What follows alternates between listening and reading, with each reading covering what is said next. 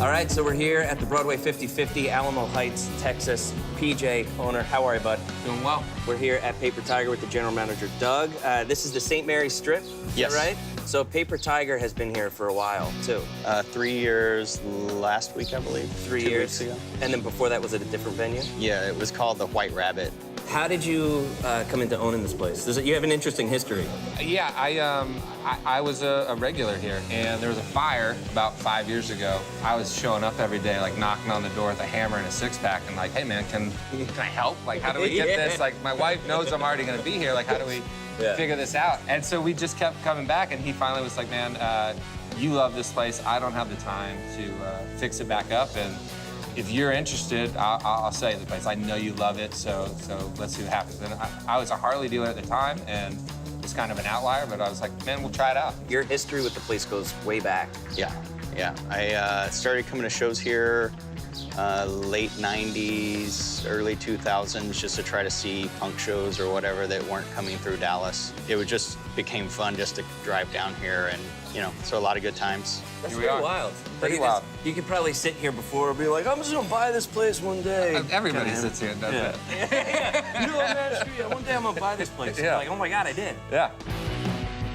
Do you have a band that's come through that was just sort of on their way up that you're like, dang, like the next time this band comes through town, they're playing a much bigger venue than Paper Tiger? We've had a couple people like that since I've been here. We had actually Kuko, who is from LA, ended up blowing out tickets so fast that the day of, we put 100 more tickets on sale. He sent one tweet, and literally within 5 minutes, we sold all 100 tickets. You have combined two of my most favorite things from when I was a teenager, which is skateboarding and beer. Tell me a little bit about that combination. I grew up skateboarding as well with my brother. Our heart, soul was Thrasher every day. And all the Rector stuff that our parents made us wear. I mean, like, right. So I got this bar, and I said, why not fill it with everything like from my childhood? That's Star Wars and skateboards and all the fun stuff. Do you have somebody right now that you want to come through, you're trying to book, or like, dang, it'd be so sick to have anybody selling tickets, obviously. Yeah.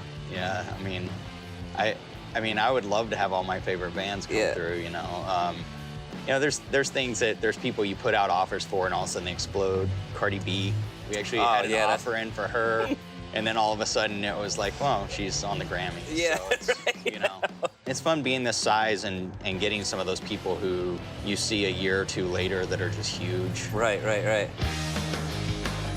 So what are you known for?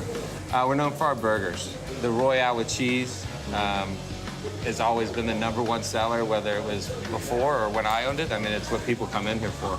The music industry has been changing a lot. I mean, you have acts now and bands now that they're just on SoundCloud and don't even really need a label anymore. What is it like being a venue in the changing music industry? When I first started working, you would look at people's sound scans to see how many records they've sold in the area. Then it switched to, okay, how many Facebook likes do they have? Now, some of these guys don't even use Facebook.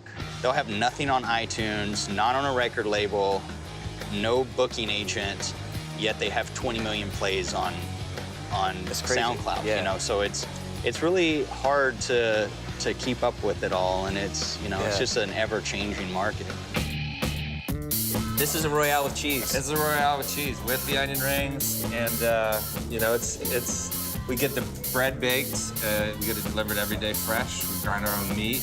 We do everything that we can as fresh as possible here, and I think it shows up in the food. So who would that dream booking be if it's your favorite band? So you get this is the one band that you get to book, and there's no, don't worry about size, don't worry about money, don't worry about anything. For me, it'd probably be Jawbreaker.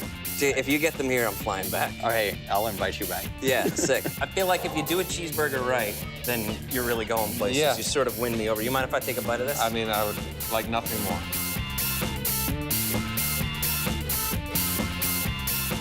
That's a cheeseburger right there, dude. That's even better. That's a Royale with cheese.